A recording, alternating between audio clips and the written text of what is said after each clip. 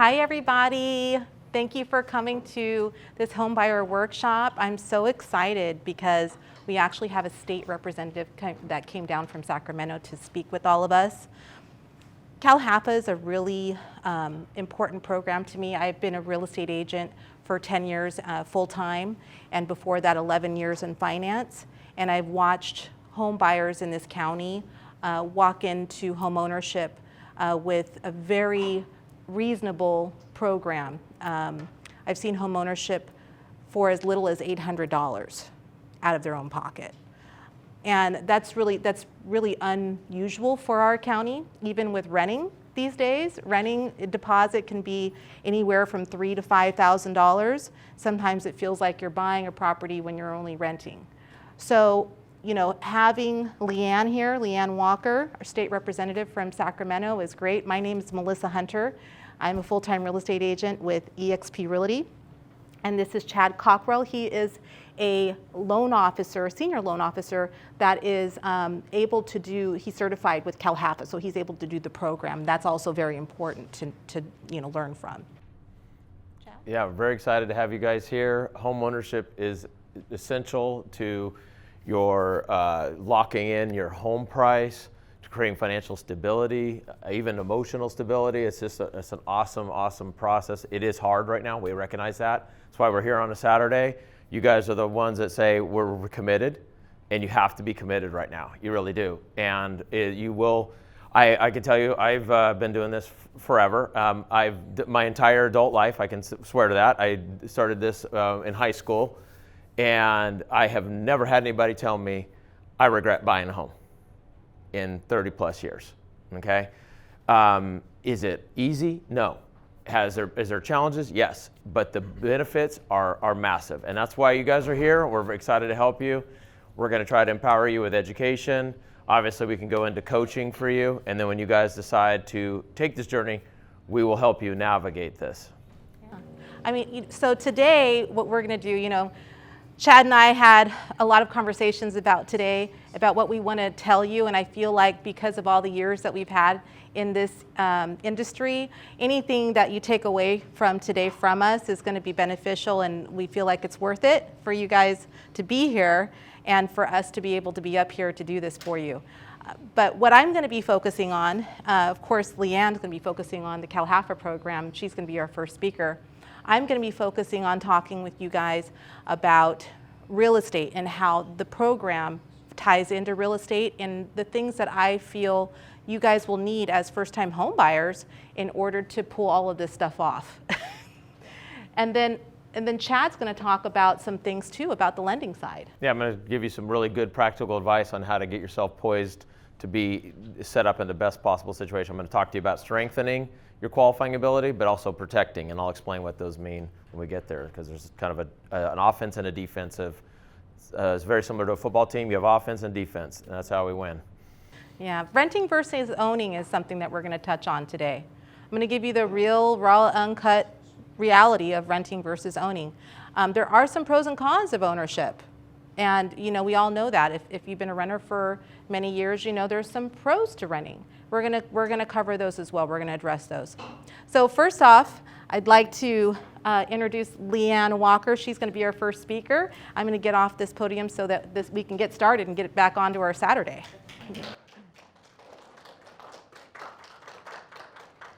Good morning, everyone. Thank you guys for coming out on a Saturday. So again, I'm Leanne Walker with CalHFA. So CalHFA is a state agency. So we are the state of California. We were created back in 1975 to provide special financing and down payment assistance to help first-time homebuyers here in California be able to buy a home. So as we know, it's expensive here, keeps getting more expensive. The number one obstacle for first-time homebuyers is down payment. So you may be ready to buy, you can qualify, you can make that payment, but you just don't have the money saved up for your down payment. So that's where we come in and help. So we have programs that are going to help you with your down payment, so that way you can get your foot in the door now to be able to buy a home. Since we are a state agency, you don't deal directly with us, so you won't apply directly through CalHFA. you will go through one of our approved lenders. So Chadwick Guild is one of our approved lenders, so you could apply through him to have access to our programs. And then he will let you know if you do qualify for our programs. So I'm going to first talk about the programs that we have year-round. I'm sure some of you have heard about the Dream for All program that we had at the beginning of last year. It is coming back. It's not final yet. At the end, I will talk about the potential changes. So there's going to be some major changes to where some people may not qualify, but I want you guys to know about the programs that are year-round, because that is a specialized program that is not going to work for everyone. So our regular programs are year-round, so if you're not ready to buy now, you don't have to, worry about rushing out to buy if you're not ready.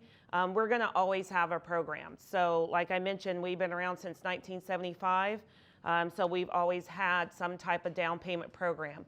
Sometimes programs may change, but we always have some type of program to be able to help you buy a home. So that's what our mission, our vision is, to be able to help people here in California be able to buy a home that they can afford. So the program that we have now for down payment is called our My Home program. So our My Home program is going to cover that minimum down payment for you. So I'm sure Chad will talk about the different loan programs, but there's 4 standard loan programs out there: conventional, FHA, VA, and USDA. The 2 most common are going to be conventional and FHA, because the other 2 are specialized. So VA, you have to be a veteran to use the VA loan. USDA, you have to be buying in a rural area. So most people are going to either do the conventional or FHA. And again, that's what the lender's going to do when you meet with them. They're going to look at your situation and figure out which program works best for you. So we offer all of those programs as well, because the first mortgage is done through us, as well as the down payment assistance. So if you're doing an FHA loan, FHA requires that you put 3.5% down payment. So 3.5% of what that sales price is, that's what you have to come in with your down payment. Our My Home will cover that full 3.5% down payment for you. So you don't have to come in with that minimum down payment. If you're doing a conventional loan, so just depends on your loan amount. So the new loan limits came out. So I believe, I don't remember by heart, I think it's $766,500. So if your loan amount is at or below that, conventional only requires that you put 3% down. Our My Home will cover that full 3% down for you. Now, if you're looking to buy a more expensive home that your loan amount's going to exceed that $766,500, then that's when conventional requires that you put 5% down. Our My Home still only gives 3%, so that's the only time you would have to come in with any additional money for your down payment. But for most people, the My Home is going to cover that minimum down payment for you, so you don't have to come in with that down payment. So depending on what your sales price is, that could be a good chunk of money. So that could be $15,000, $20,000, $30,000 that you need to come in with for your down payment. Most people don't have that saved up. So that's where our My Home will come in and cover that minimum down payment for you. And then also, we get a lot of clients that they've been saving for their down payment, and it's still not enough. You can combine your money with our My Home program. So maybe you want a bigger down payment than the minimum down payment. So you can definitely combine your money with our My Home program as well. And that's what we're seeing a lot now. So a lot of times people think, oh, a down payment program's for someone who has no money at all.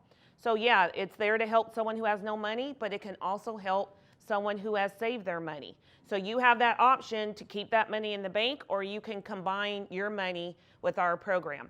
So that could do one of 2 things. So that could help lower what your payment is, because you're putting a bigger down payment. So that's going to help lower what your mortgage payment's going to be. Or it could help you qualify for a little bit more. So we're kind of in a weird market right now where everything is up. So the rates are up, the prices are up. The rates have kind of come down over the last couple of weeks, but they're still a little bit higher. So sometimes it's going to make you qualify for less. So that's what we're seeing a lot in some areas, to where maybe you qualify for $500,000, but the houses in your area are going for $550,000. So you can't find a house that you can qualify for. So that's where a bigger down payment can help you qualify for a little bit more. So just know you have those options. And when you meet with the lender, like I said, they're going to go over your situation. They can run different scenarios with you, because we have a really neat loan scenario calculator on our website that are for our lenders to use, and it lets them run 3 scenarios at a time. So they can run 3 scenarios for you and kind of show you what it looks like and what's going to work best for you. So if you did have some money saved up, they can run a scenario not using any of your money, only using our program. Then they can run a couple scenarios with you using some of your money. And then that way you can see what is going to work best for you. So just know, even if you have money saved up, you can still use our program. Now, one thing I want to make sure you guys are aware of, this is a loan though. So it's not a grant. It's not free money. You do eventually have to pay it back, but it's silent. You don't have to make any monthly payments on it. It's just due and payable whenever you sell the property, refinance, or in 30 years, whichever comes first. So it's there to help you get your foot in the door now, because if you don't have enough down payment, then you're going to have to wait till you save up for that down payment. And how long will it take for you to keep saving up? Usually by the time you save it up, you need even a bigger down payment. So this is where we're letting you get your foot in the door now, so you can start building that equity. Now our hope is when anyone buys a home is that they build equity. And our hope is that when it is time for you to pay this back, you can use the equity in your home to pay it back. So that's what we see a lot with our borrowers, is that, you know, they get in, maybe the rates drop, they want to refinance, they have that equity, now they can just pay this back. So that's what we see a lot. The only thing is that if you do sell or refinance too quickly, then you may not have built up that equity. But the good thing about our program, our rates are fixed. So no matter what the market does, your payment's going to stay the same. So a lot of people are, you know, chasing the rate. Everyone's like, no, I want to wait. I want to see if the rates are going to drop. We don't have a crystal ball. We don't know, you know, what the market's going to do. You know, the rates could drop a little bit. But what happens if the rates drop, guess what? More people are going to be out looking to buy. And guess what? You're going to be in company with a lot of people out there. So what that's going to do is that's going to increase your sales price, because now there's going to be multiple offers, because we're dealing with low inventory in most of California. So that one house may get now 5, 10 offers. So now you're competing with these other people. So the seller's going to say, hey, I want who's going to give me the best offer. So that ends up increasing that sales price. So lenders will tell you, hey, if you qualify now, you're comfortable with that payment now, you need to buy now. So it's always a good time to buy if you can afford that payment. And then they tell you if the rates drop, you can refinance, which that is true. But again, with our program, if you refinance, you have to pay it back at that time. But like I said, the hope is that you have built up enough equity, use the equity to pay it back, and then, you know, then you're back to building even more equity. But again, if you do refinance too quickly, you may not have built up that equity, so you may just have to wait to refinance. But real estate is like a roller coaster. It's up and down, up and down. So even if, you know, the rates drop and then you're like, oh, I can't refinance, your payment stays the same, so you're not having to worry about an increased payment. And you just have to wait until maybe you build up that equity and the rates drop again. It does have a low 1% simple interest. So interest is accruing, but it's on a simple basis. So what that means, you're going to know it's the same amount each year that's being added. So example, say you got $15,000 for your down payment, 150. So 1% interest is $150 a year. So that just means every year your balance will increase by $150. So very low, because where could you go borrow 15, 20, 30,000 at 1% interest? Even your credit union or your banks are not going to give you a loan at 1% interest. Even though interest is accruing, like I said, payments are not required, but you can make payments at any time. You can pay this off at any time. There's no prepayment penalties. But we want to make sure that you understand that it is a loan. I always tell home buyers, you want to look at all programs out there. A lot of times different city and counties have programs. Of course, I'm here with Cal HFA. But we're all about home ownership. We just want you to be able to buy a home even if you're not using our program. I am a little bit biased. I do think my program's the best, but it may not be the best for everyone. So I always tell home buyers, you want to do your homework, look at the programs that are out there that you may can qualify, and your lender will help you with that as well. But you want to make sure that you're looking at all the details, because you may see a grant, and that's very attractive to people because they're like, oh, I don't have to pay this back. But guess what? Nothing in life is really, truly free. So you're usually paying for it in some type of way where maybe the interest rate on your first mortgage is a little bit higher. So you want to make sure, sometimes there are grants that are truly grants, that are really free money, but that's why you want to look at all the details, because sometimes it comes out where you're paying more on a grant that you don't pay back because of that interest rate. That interest rate is what makes what your payment is. So the higher the interest rate, the higher your mortgage payment's going to be. But you want to just make sure you're looking at all the details.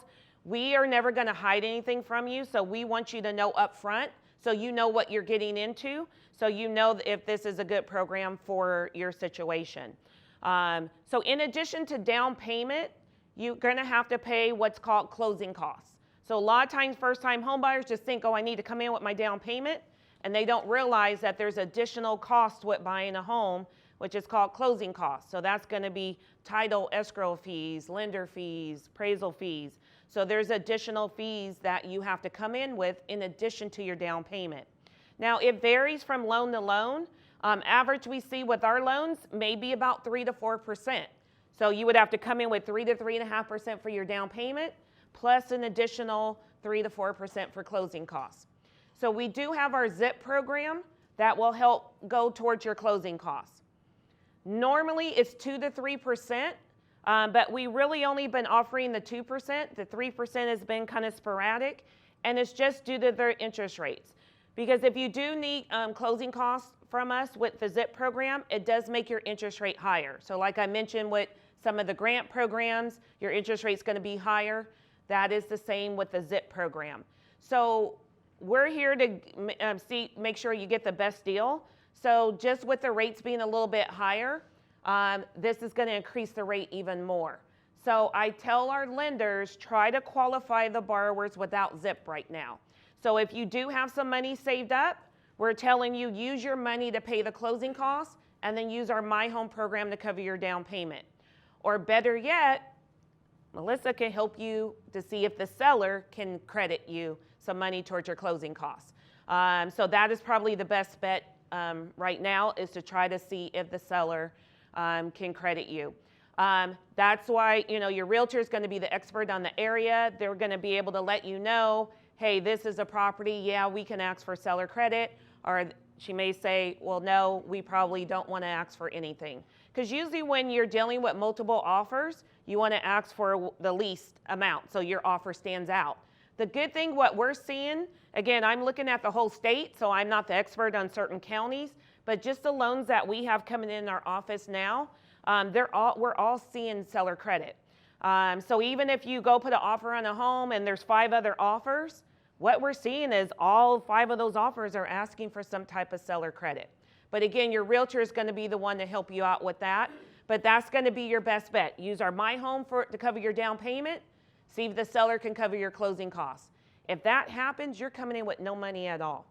Now, if the seller, you can't get the seller credit, still use our My Home to cover down payment, and then use your money to cover the closing costs. And then that's what you would come in with.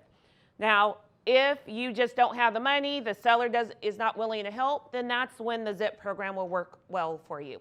Now, prior to maybe 1.5 years ago, this is all we saw, our My Home and our ZIP together, because you can put these 2 programs together. So when the rates were low, this was 95% of all the loans coming in our office were the My Home and ZIP. And like Melissa was mentioning that she was seeing people come in with $800. We were seeing people even come in with no money at all. But with the rates being higher, you are going to have to probably come in with a little bit of money. Now the ZIP works just like the My Home, where it's a loan that you do have to repay, but it's 0 interest. So there's no interest accruing at all. So they can run a scenario just using My Home, and then they can run a scenario using My Home and ZIP. And then that way they will let you know, okay, what your payment's gonna be. And then that way you can figure out, okay, is this gonna work? Or no, maybe I need to see if the seller can give credit, or if I have some money saved up to cover the closing costs. But these are our programs. They're self-funded. We're a self-funded state agency, so these come from our own funding. It doesn't come from the state. They are recycled funds. That's why we always have money available. It's there to help you in your time of need, and then when you go to pay it back, it goes back into our pot of funds to help another family. So it's recycled funding. That's why we always have funding available. Now, we allow the lender to do all the credit qualifying. So these are our credit guidelines, and I'll answer all questions when we get to the end. So each loan has their own set of guidelines. These are just our minimum guidelines. So you still have to meet the guidelines if you're doing an FHA loan or if you're doing a conventional loan. So again, that's what the lender's going to help you with. So if you're doing the government loan, so that's FHA, VA, or USDA, we do require that you have at least a 640 minimum credit score.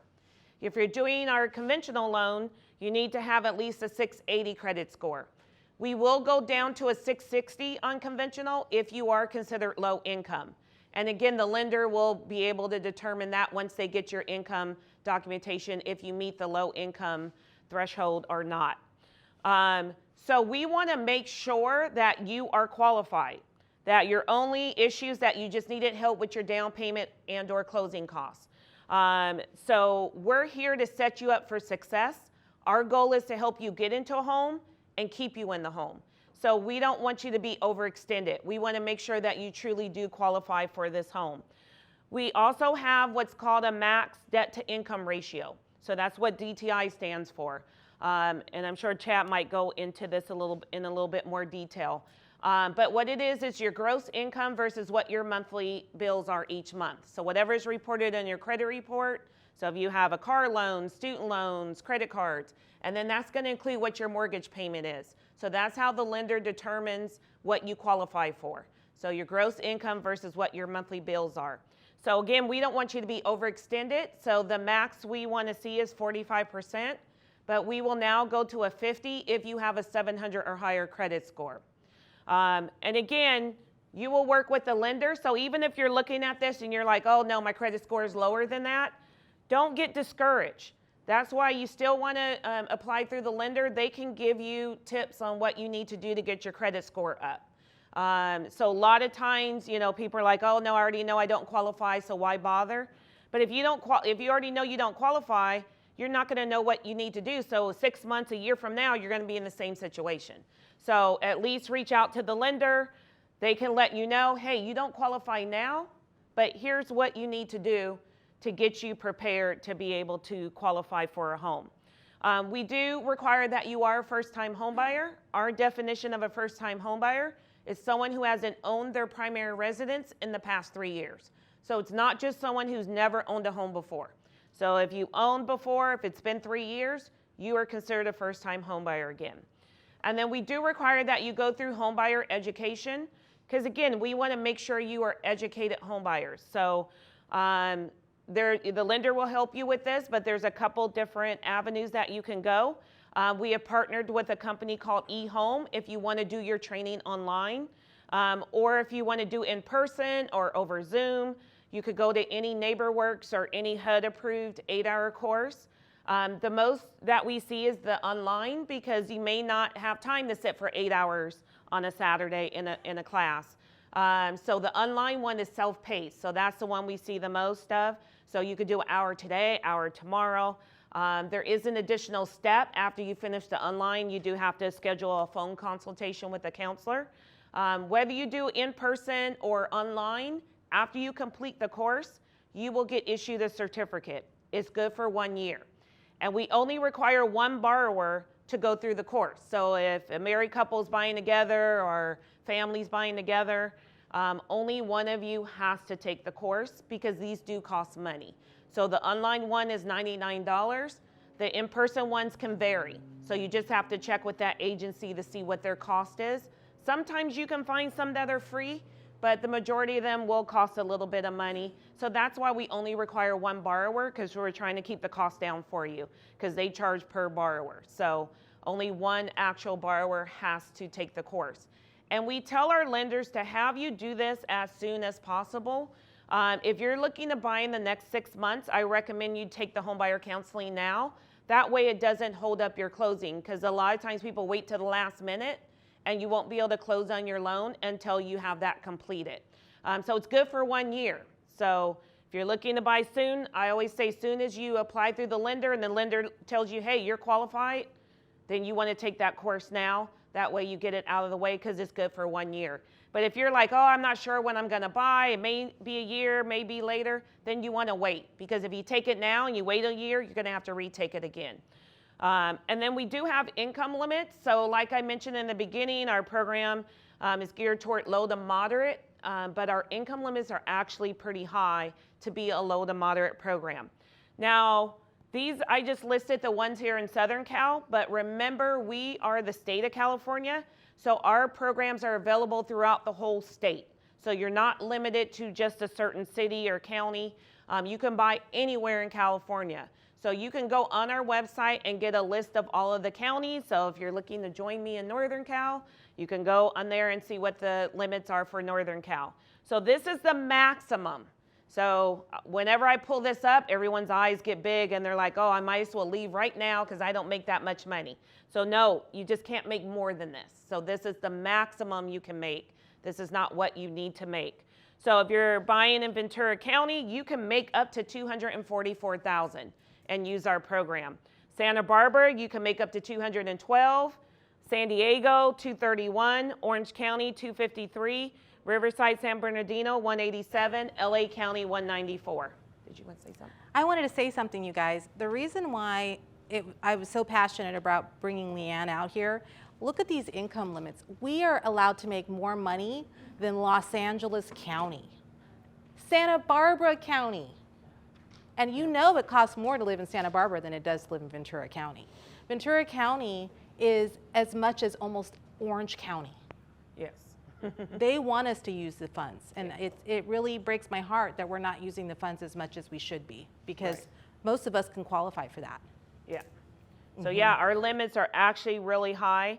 And you know, a lot of times people are like, why is LA County lower? It goes by the AMI as the area medium income. So HUD will look at the county and they take what the medium income is. And since LA County is so huge, you know, there's low incomes, there's high income, they take the medium. And so what we do is we look at what the median income is for that county. We go to 150% over that.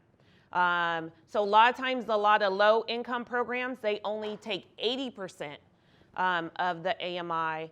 Moderate might be 100, 120. We go to 150. So that's why our limits are actually really high. And we go by the income of whoever's buying the home. We don't look at household income. Some programs will count everyone's income that's going to live in your household, even if they're not buying the property. We only count whoever's buying. Now, if you are, you know, a couple buying together, both of your incomes combined cannot exceed that. So however many people are buying, that's their income combined cannot exceed that. If only one person's buying, then that one person just can't exceed that. But if two people are buying, those two people, their income combined cannot exceed that. And then we have a few property requirements. So again, FHA, conventional, VA, USDA, they have their own set of property requirements as well. These are just our minimum requirements. You have to be buying a single family 1-unit property. So this program is not for multi-unit. So duplex, 2 to 4 unit, you can't use on our program. But you can buy a condo or a townhome because you're only buying the 1 unit. You're not buying the whole complex. We even allow if it has a accessory unit, ADU. So it's a lot of different names we call them. Guest houses, granny flats, in-law quarters. As long as the appraisal comes back saying it's a 1-unit with an accessory unit, we are okay. It just can't come back saying it's 2 separate units. So 1 unit with an accessory unit is okay. And this program is meant for you to buy this property to own or occupy. So that means you're going to live in it as your primary residence. This program is not for investors. looking to buy a house to rent it out. So it's for you buying that you're going to live in as your primary residence. And we even allow manufactured homes, but it has to be a true manufactured home, not a mobile home. We will not lend on a mobile home. So a manufactured home means it's on a permanent foundation, it's permanently affixed to the property, and you own the land. So it can't be like a mobile home in a park where you pay space rent. So you have to own the land, has to be permanently affixed, just like a regular stick-built home, and it has to at least be a double-wide manufactured home. Again, FHA, Fannie Mae, they're going to have their own guidelines on manufactured homes, which the lender will take care of all of that for you. We do require that you get a 1-year home warranty. So this is another thing that the seller could pay for. 9 times out of 10, we see sellers pay for it. Again, that's where you'll work with the realtor. When they put the offer in, they will check saying to see if the seller will pay for it. If the seller doesn't pay for it, then you just have to pay for it. We don't care who pays for it, whether it's the buyer, the seller, the realtor, or the lender. And we don't care what company you go through. But we just want you to have this for that first year so you could get used to being a homeowner. This ties into the homebuyer education. We want to make sure you are educated homebuyers and that you are going to be a successful homeowner. Being a successful homeowner is just not making your monthly mortgage payment each month. There's maintenance involved.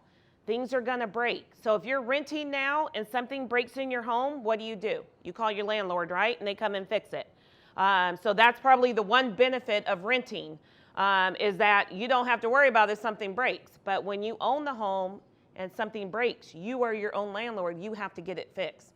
So we just want that first year because you probably use whatever money you had saved up to put in the transaction. So if something major breaks, you may not have the money to pay that. And then you have to decide, do I get this item fixed or do I make my monthly mortgage payment? So we just want you covered for that first year. So that way if something major breaks, the home warranty hopefully will cover it. Now it's different than homeowners insurance. Homeowners insurance is mandatory for the life of the loan. So you always have to have, long as you have a loan on that property, you have to have homeowners insurance. Homeowners insurance covers the structure. So it's going to cover if your house catches on fire, if a tree falls on your house. Home warranty covers the systems and appliances. So it's going to cover your plumbing, your HVAC system, so your heating and air. It's going to cover your water heater. It's going to cover your built-in appliances. So things like that. So if your plumbing goes out, it's going to cover that. And it can come in handy because plumbing is the #1 claim for a home warranty. So that could be very expensive. So example, when I bought my home, we highly recommend you get a home inspection so you can understand the condition of the home that you're buying. But your home inspection could be fine. Still, things are going to break. Always use the analogy like a new car. You could buy a brand new car. You still have to perform maintenance on that car. You still have to get the oil changed. You still have to get tires rotated. And then eventually, you're going to have to get new tires. You're going to have to get new brakes, a new battery. Same thing with the home. Things are going to eventually break. So when I first bought my home, a couple months in, my plumbing went out. Of course, it happened on a Saturday because everything happens on a Saturday, right? And usually a plumber may charge extra to come out on a weekend. And a plumber's going to charge you as soon as they step 1 foot in the door. They haven't even touched anything. Luckily, I had a home warranty at the time. I called my home warranty. They send the plumber out. You decide what plan you're going to get. You have what's called a service fee. So it could be anywhere from $75 to $150. Mine was, I believe it was like $85. So the bill would have cost me $2,000. But my home warranty covered it. I just paid my $85 service fee, and they paid the rest. And then a month later, my garbage disposal went out. It was some expensive garbage disposal. The part alone was $500 plus the labor. So that was another $800. It would have been out of my pocket. I paid another $85 service fee. So it could come in handy. I know you guys are by the water here, so you might not even need air conditioning here, I'm not sure, but I live in Sacramento. It gets very, very hot. You cannot live there without air conditioning. Your air conditioning goes out and it's 100 degrees, that's a big ticket item. So that's where the home warranty comes in. We just only want you to get it for the first year. After the first year, you can decide if you want to renew it or not. Average it's about maybe $600 a year. Just depends on what company you're going through and what plan you get. Because you can add on. So you can add on your washer and dryer. You can add on your refrigerator. It usually covers your built-in appliances. So if your microwave's built in, your stove, your oven, your dishwasher's built in, but any standalone appliances, you normally have to add that on. But you can. So if your washer goes out, if it's on your plan, then they'll come out and they'll fix your washer. So after that first year, you can decide if you want to renew it. We just want it for that first year just to have you covered. And we will waive this if you're buying new construction. So if you're buying a brand new home, it usually comes with the builder's own warranty, so we don't require you to get this. But if you are buying an existing property, what we call a resale property, then it is mandatory that you get the 1-year home warranty. But again, your realtor can see if the seller will pay for it. So I know I just covered a whole bunch of information. Your heads are probably spinning. The good thing to know is you don't have to remember half of what I said today. Main thing I want you to know is that there is help. So if that is what is holding you back from buying a home, is your down payment, just know that there are programs to help. The lender will help you to determine if this is the best program for you or if there is another program. Before I cover the Dream for All program, that's all I have on the PowerPoint. I just want to know, anyone have any questions on anything that I covered so far? Yes. At the beginning you mentioned the My Home program, there was a max sales price, and I don't know if I got it right. What was that again? No, there's no max sales price. It's just there's the loan amount. Yeah. And so the lender will let you know, because every loan has their own loan limit. So FHA has a set of loan limits. Fannie Mae has a set of loan limits. So it's just that if you are going to go over what they call a conforming loan limit, then that's when it's unconventional, you need 5% down. And the number again was 760. 66, 500, yes. 760. Oh, it's 550, okay. Yeah, 760, yeah. Thank you. Hi, thank you for everything, by the way. Do you have an approved list of courses? When you talk about having to do like the home buyer education, like I don't want to sign up for one and it's like not an approved one. I don't. Right, yeah, on our website, and also the lender will help you with that. So it could be any HUD. So the online one, the only online is eHome. That link is on our website. Or you can go to any NeighborWorks or any HUD approved. There's a lot of different agencies that are HUD approved. So we have the link on there to where you could go to HUD's website and you could put in, you know, your city or county, and it will pull up all the agencies that are approved. What was the other one? HUD? What was the other NeighborWorks, one? NeighborWorks? yes. And those links are on our website as well. So when you go on our website, I'll go back to the beginning of my PowerPoint. It's on here, and it's also on the bags and on the brochure is our website. We have a home buyer section, and it will have all that information in there. And then my other question, you listed some counties, but does this also include the Bay Area? Yes, so the whole state, yeah. So, and you could go on the website and get a list of all of the counties. And then also when you go on our website, sign up for our e-news notifications. So when you go on there, the top toward the right-hand corner, you'll see a picture of an envelope. It's next to the search button. So if you haven't signed up already, go on there, sign up. That way you'll get all of our notifications. So anytime we have anything new, any changes, also that's where you're going to get all the correct information. Especially on the Dream for All, there's a lot of misinformation out there. I tell everyone, don't listen, don't believe what you hear on social media. Everybody's out there putting a lot of misinformation. If you did not hear it from us, then don't believe it. You know, I can't keep up with social media. You know, once it's out there, even if someone deletes it, like we've been trying to tell people, hey, no, that's wrong information, delete that off of there. Also, events like this, sometimes people will put on their own homebuyer events where they will talk about CalHFA, which we're okay with that, but they need to not say it's someone from CalHFA is there. If it's not me, then it's not CalHFA. So just be careful of that, because a lot of people are out giving out wrong information. So just listen to what what comes from us. So if you sign up for that e-news, then you will get notifications on anything, even any other events that we do. You will be notified. Now, the Dream for All program, just to give you a little bit of history about that program, it comes from a Senate bill that got passed with the state budget. So it's not CalHFA's fundings like the My Home and Zip. That comes from our own funds. It doesn't come from the state, doesn't come from the general fund. But sometimes we get money from the state, different housing Senate bills that get passed. So the state's really trying to do things around housing because it's so expensive here. People are moving out of the state because they can't afford to live here. You know, they can't even afford to rent, let alone buy. So this Senate bill that got passed, we got $300 million back at the end of March of last year. It went in 11 days. So crazy. We had no way of knowing it was going to go that fast. So because the program worked really well, the state decided, okay, we're going to, with this next fiscal year, we're going to give you additional money to put the program back out. But there are a lot of changes. So again, we had to make some changes because we couldn't have what happened last time. And then there was changes that the state is requiring us because they're the ones giving us the money, so they get to set the guidelines. So what it is, it's a 20% down payment program on conventional loans only. So nothing is final yet, so please know that everything that I'm about to tell you now could all change. We're hoping to have everything final within the next week or two. So please make sure that you sign up for the e-news. As soon as we have everything final, then we will send it out to everyone. And we're trying to give everyone advance notice of this because the program's probably not going to be officially launching until the end of spring. We're thinking April right now. The dates have not been set yet. That's what we're still trying to finalize.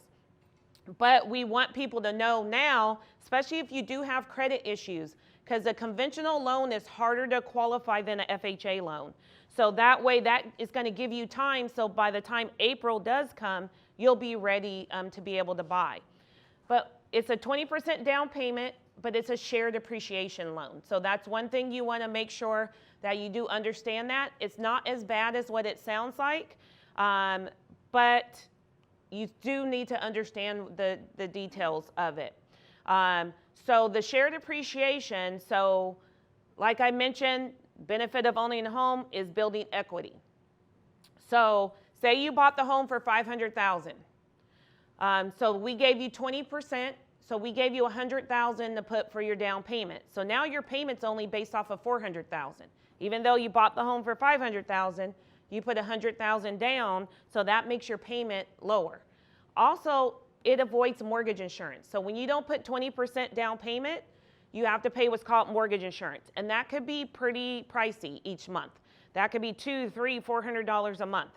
So that avoids that. So that's already saving you several $100 a month on your mortgage payment. So say in 5 years you go to sell the property and now it's worth $700,000. You bought it for $500, it's now worth $700,000. That means your home appreciated $200,000 from the time you bought it. So now you would just have to share 20% of that $200,000. So that would be $40,000. So you have to pay back the original $100,000 we gave you plus 40% of what the home appreciated. You still get to keep your total equity, like whatever payments you made. So just say over that 5 years, you made $30,000 in payments. That's $30,000 you have in equity, because your equity is what you owe versus what the property is worth. So you're still getting to keep a lot of the equity in your home. You're just paying back a portion of that appreciation. If for some reason your home doesn't appreciate, say you bought it for $500,000, it's still worth $500,000 when you sell. Your home didn't appreciate, there's nothing to share. But you still have to pay back that 20% that you got. So you want to make sure you do understand that. That you will have to share that appreciation. So that's why we say this program is meant for someone who can't buy on any other program. We're telling people do not wait for this program. If you can buy now using our My Home, Zip, or another program, you want to buy now because one of the changes that we're going to have is not guaranteed.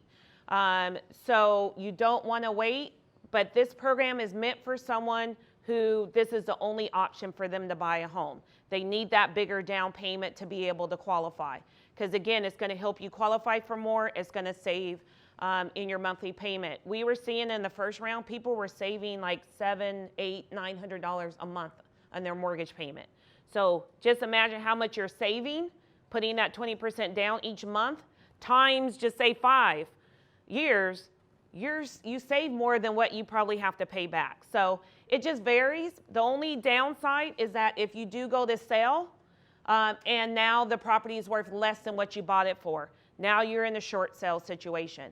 But that's the same whether you use down payment or not. If you owe more than what the property's worth, you're in a short sale. It's just when you use a down payment program, you just owe a little bit more. But you're still going to be in the same situation. So it's not putting you in that situation. But we're saying it's for someone who can stay in the home for a while so you can ride that wave.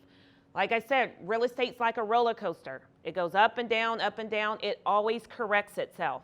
So everybody knows what happened back in 08, 09 when the market kind of crashed and a lot of people lost their homes. I did an event several months ago and they were talking about, kind of the history, the last 10, 15, 20 years of real estate, kind of how the market trends were.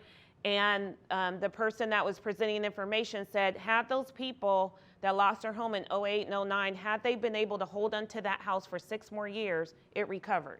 And they actually would have been in a better situation and the property had been more than what they bought it for. But the problem is that they had adjustable rates. So their rate adjusted that, sometimes doubled their payment. They couldn't afford it. They lost their home. That's one thing with our programs. They're not adjustable rates. They're fixed rate. So your payment's going to stay the same. So whether the market goes up or down, your payment is not going to change. Unlike your rent, they can increase your rent every year. But when you own a home, it's going to be your same payment. Only time your payment changes is if your taxes go up or if your homeowner's insurance goes up. But your actual mortgage payment stays the same. So what we're saying is, say you're like, okay, I'm going to buy this house, but I'm only going to stay here for 5 years. Because we know this may not be your dream home that you're buying. But what we're saying, if you buy this home and in 5 years, the market is down to where you can't really sell for a profit, could you stay in that home a little bit longer to see, wait till the market rebounds? So that's what this program is meant for, someone who plans to buy a home, that they can stay in it for a little bit. Now, the biggest change that we're making, well, one of them, there's 2 big changes, but the biggest one is that it's now going to be a lottery system. So it's not first come, first serve. We can't have what happened last time. A lot of people were rushing getting into escrow, and then when the lender went to reserve funds, the funds were gone. So we have to do things differently to make it even and fair across the whole state. So you still go to the lender and get qualified, just like you do any other loan. We're going to have an approval letter that the lender has to fill out. It lets us know that you are approved for a loan. These are the guidelines. We're going to announce when this portal is going to be open. So right now we're looking at April. It's probably going to be open for a month. We're thinking 30 days. Like I said, this all could change. And then you, the borrower, will go in and do the registration yourself. So you're going to go in, you're going to fill out the registration, and you're going to upload that approval letter from the lender. So you don't have to rush to do it. You have, probably 30 days. It's not the first person, it doesn't guarantee you to get the loan. So it's not first come, first serve. So after that 30 days and the portal closes, nobody can enter it anymore, we're going to do a random selection. And it's going to be based on county. So we want to make sure it's fair across the whole state. So based on the population of that county, that's how many that we're going to do for each county. So if you get selected, you're going to get issued a voucher.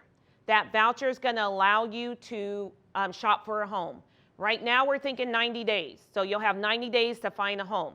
That way you're not rushing, getting into escrow and then find out the money's gone and now you're left without buying a home.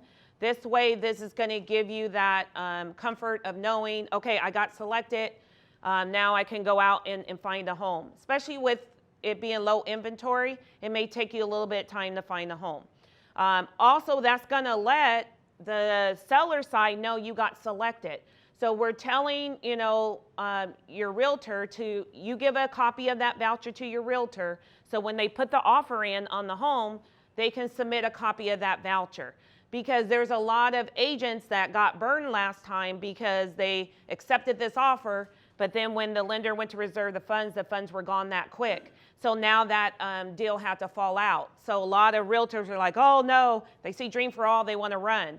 So that's why we're doing education to realtors as well, to let them know this process. So that way, if they see that the borrower has a voucher, they know that they're getting the funds. They don't have to worry about the funds running out. So that's going to be the biggest change. Also, it's still going to be 20% or $150,000, whichever is less. So we are putting a cap on it. So unless you're buying a higher price property, you'll still get the 20%, but someone who's buying a more expensive property, you may be capped at the $150,000. Also, you only can bring in 5% of your own money for down payment. Where my home, I say you can bring in any amount. For the Dream for All, if you have money saved up, you only can use 5% of your own money to get our 20%. Also, the income limits are going to be lower. So I told you the limits I just showed you, we go to 150% over the area median income. It's going to drop down to 120% of the AMI. So still going to be a good amount, but it's going to be lower than what our My Home and our ZIP is. So I don't know those exact numbers just yet because we kind of do our own calculation. But when we announce the program, we'll announce what those limits are. Also, one change, sorry, a lot of people are not going to like this. It was not our choice. The state is making us do it. And this is going to eliminate a lot of people. So I mentioned, these programs are for first-time homebuyers. So you still have to be a first-time homebuyer. Like I mentioned, you haven't owned in the last 3 years. But at least one borrower has to be considered first-generation homebuyer. So we kind of got it down to make it a little bit easier. So it's only one borrower. If you're the only borrower, then you have to be first generation. But if two of you are buying together, you both have to be a first-time homebuyer, and then one has to be first-generation homebuyer. So right now, what we're looking at, like I said, this could change. Right now, that means first-generation homebuyer is someone. It means the borrower has not owned anything in the last 7 years. So haven't been on a loan, on mortgage, have not owned a property in the last 7 years, and their parents do not currently own a home now. So if your parents own a home now, you are not first generation and you wouldn't qualify unless you are applying with someone else who's first generation. So we got that down because it was going to be, really first generation means you've never owned, your parents have never owned. So we kept, trying to get it down a little bit easier. So this was the last that it was. So you haven't owned in the last 7 years. Your parents do not currently own now. Or if your parents are deceased, they did not own a home at the time of their death. So even if your parents died 15 years ago, but they owned a home when they died, you're not first generation. Sorry, I know that's not going to make everyone happy. The only exception is if you grew up in foster care. So if you grew up in foster care, that automatically makes you first generation. But if you can't own in the last 7 years, your parents do not currently own now, or they didn't own at the time of death. So that is going to eliminate quite a few people. But just the whole thinking, I know not everyone likes it. I've been getting beat up about it. It wasn't our choice. The state, remember I said state's giving us the money, so they set a lot of these guidelines. But just so you know, not that it's going to make you happier, but sometimes it makes it feel better when you understand the reasoning behind some of these guidelines. And the reason the state is doing this is that they're trying to build generational wealth. So they feel like if you own a home, if your parents own a home, then you have an opportunity to maybe inherit that home. Where someone whose parents don't own a home, then there's nothing to inherit. They're starting from scratch. So that way, now they can be able to buy a home and they can start building that generational wealth past that house onto their kids, their grandkids. So not that it makes anyone happy, but that is kind of the reason, is that they're trying to help build the generational wealth. Again, sign up for e-news. Once we have all the final guidelines, we're hoping in the next week or two that it's going to go out. But again, it won't be available till April. That's what we're looking at now. Like I said, those dates could change, but those are the major changes from the first round. So someone could have qualified for the first round, they're not going to qualify for the second round. So I know I'm going to have a lot of questions. So when you talk about generational ownership, are you referring to people that own in California, or can the parents own outside of California? So the whole United States. Oh, the whole United So How do yeah. we establish the 7 years, and how do we establish if their parents own a home? So we are going to be auditing every single file. So we are actually, there's going to be a form that the borrower has to fill out, and they have to list their parents' names and their parents' addresses.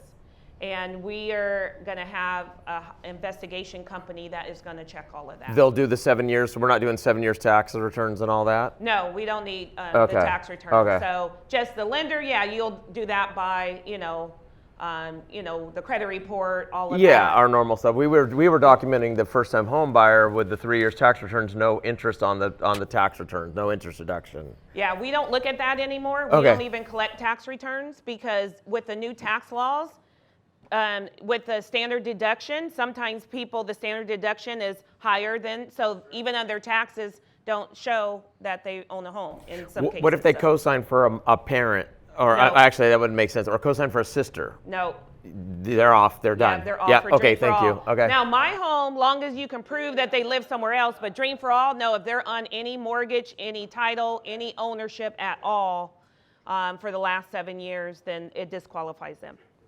But you were saying to only do this program if it was the only program that you could do, and I was just wondering why. Because wouldn't this program save a lot more than the other programs, since you don't have to have the homeowner's insurance? Wouldn't it like save like $700 or so a month? You mean the mortgage insurance. And sorry, you told me to read out the questions and I forgot all of that. But her question is where I was saying that the Dream for All is meant for someone who can't, qualify for any other program because of the shared appreciation. So yeah, if you look at numbers to numbers, then you're like, oh yeah, Dream for All, it's a no-brainer. You get 20% down, you're saving hundreds of dollars a month. But you have to remember that you have to pay back that 20%. So in the scenario I gave, that's $100,000 plus share some of your appreciation. Where my home, it's a lot less down payment, but there's no shared appreciation and you owe a lot less. So that's where you'll keep more of your equity when you go to sell. Where Dream for All, you're going to have to share some of that appreciation. But again, that's why we're saying some people need that 20%. My home may not be enough for someone. So it's for the people who need the help. That's what we're trying to focus on. And then I'm confused as to when it has to be paid back. So it has to be paid back only if you're going to sell it? Or No. you have to pay monthly? So the loan is paid back when you sell, refinance, or in 30 years. So it always has to be paid back. Now, we will allow, on the Dream for All only, we are allowing a borrower to refinance once without having to pay it back. Because normally on a refinance, it triggers all of these loans to be paid back.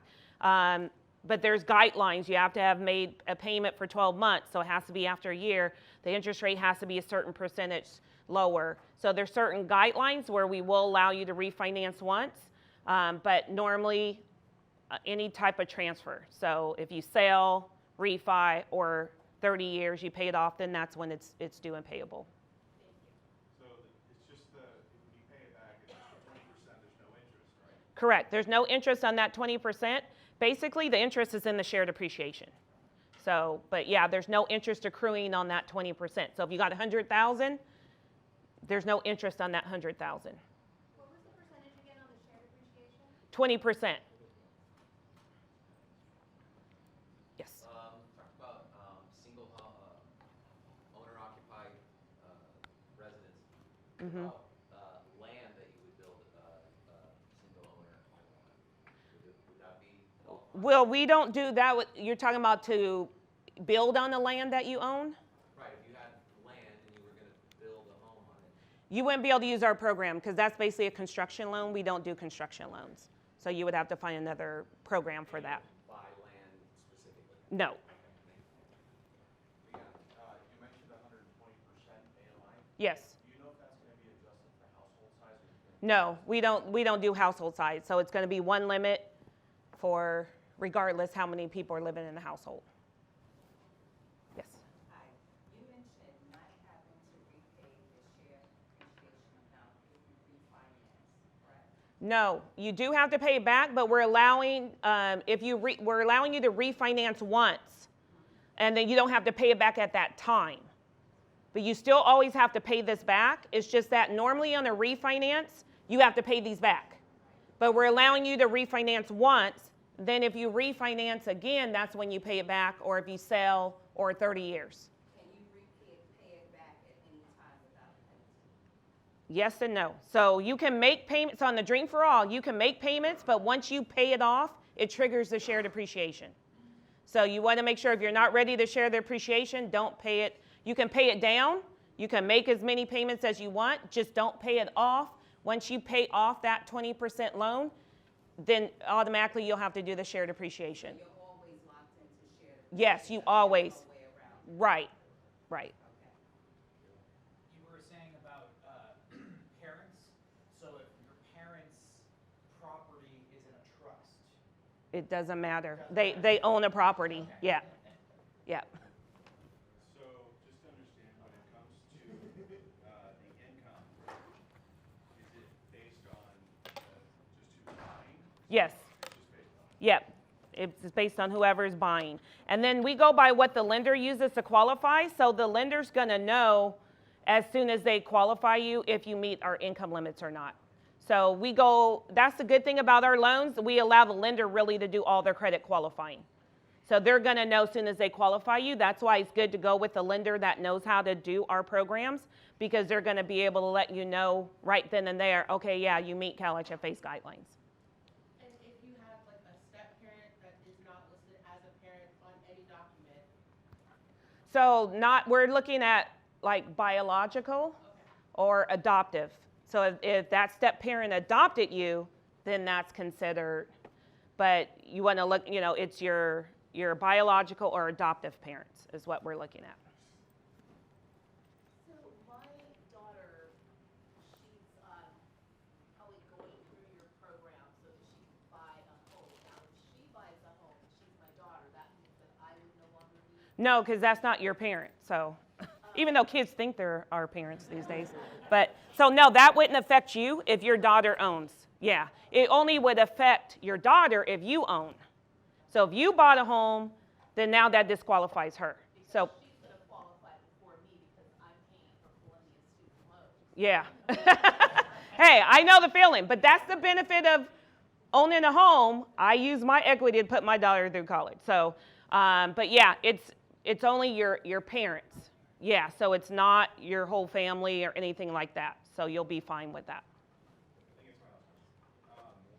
When it comes to, so like my parents, I don't remember if they own because it was decades ago and they're both deceased. So that's where we would do the investigation. So you'll just have to fill out the form because it does say on there, any knowledge, but we're going to investigate all of them. So everyone that enters that portal, we're going to check to see if they meet the guideline or not. So you're just like, you're able to look just based on their names to find it? yeah, because we're hiring an investigation company. Okay, because I don't have their social like or anything. Yeah, we're not going to ask for social. We're going to just ask for names and maybe addresses. They're deceased, you don't have an address. Well, whatever their last address was, if you know that. If not, we'll just do an investigation based on name. I don't know. That's why we're hiring a company to do that. That's what they specialize in. We don't. This is nothing. We've never had to do this before, so we don't know how to do this. So that's why we're hiring an expert to do that. Yeah. so my parents both own property. However, my wife, she came from another country, Mm-hmm. and so she's first generation. Her parents own property in Peru, but not property here. She has no. Would that? Yeah, she would be for. So yeah, if you guys were buying together, Right together, so yeah. that would qualify. Yes, long as you both have not owned in the last 3 years, she has not owned in the last 7 years, yeah, just one borrower has to be first generation, then in that case, yes, you guys would qualify. One final for me. And you can add this, you can bundle it with other down payment assistance. So not with our My Home and Zip, and you have to, it just depends on if that program will go into junior lien position. So, yeah, so usually if it's a grant, you're fine, but if it's a loan, like city and county has programs, but they usually want second lien position. This has to take second lien position. So that's where you may not be able to combine them unless they're willing to go into a junior lien position. But usually a grant, it just depends. Some grants are different. There's some grants that, like I said, it may be a lien for so many years and then it's forgiven. So if there's any type of lien that they're putting on their property, it has to go behind us. Otherwise, you wouldn't be able to use it. Any other questions? Sorry, I do have to head out. Yeah, I she's got to head. I say we. But thank you guys.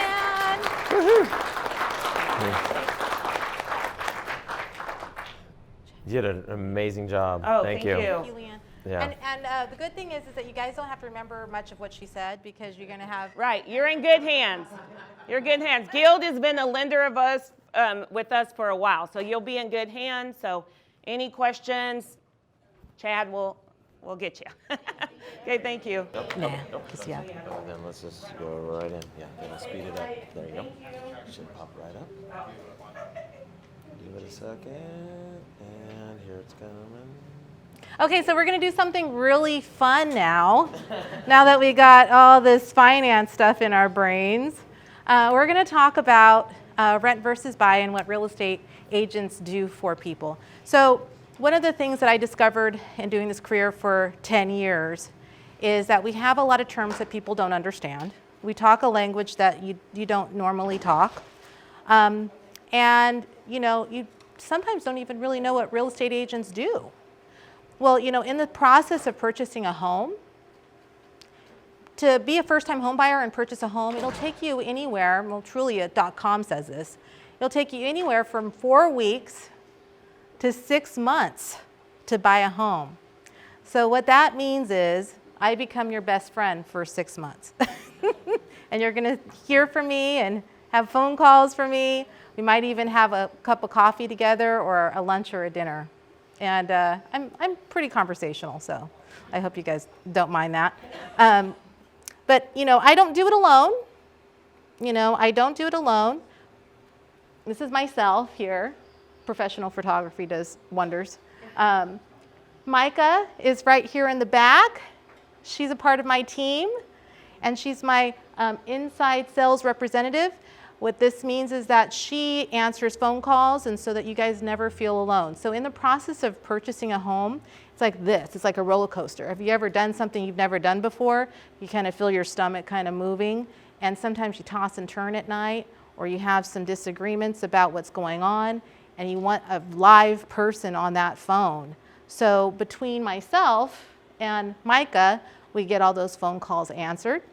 And then Nancy, who isn't here today, but Nancy is my transaction coordinator, and what she does is she makes sure that all the paperwork is completed properly and signatures are made, because again, we don't want you to toss and turn at night. We want to make sure that you know that when you're doing something with us, that it's done properly and that you're moving forward and not backwards. Because getting that phone call saying, you know what, I screwed up and I didn't include something, or I wasn't dotted, or T wasn't crossed, and now we got to do a piece of paperwork over, might make you feel like you're about to hurt somebody. So Nancy makes sure all of it's all done properly, and we catch things that we wouldn't normally catch if we didn't have her. So we went over my duties as a real estate agent, but one of the things that I want to tell you about home ownership that I can't do for you, I'm a fact finder, right? I'm going to give you facts.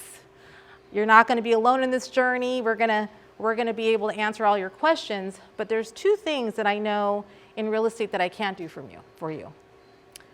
I can't give you the ability to trust yourself. That's something that you guys are going to have to do on your own. This is a journey. So home ownership takes a lot of trust in yourself. It's not like renting. Renting, you can give them a 60-day notice, walk away, maybe pay a little bit money out of your deposit and say your goodbyes. Owning is investing in yourself. And you have to have the confidence to do that. The other thing I can't give you is your why. Anything that you do in life that's worth doing requires you to want to do it wholeheartedly, and you have to have that why.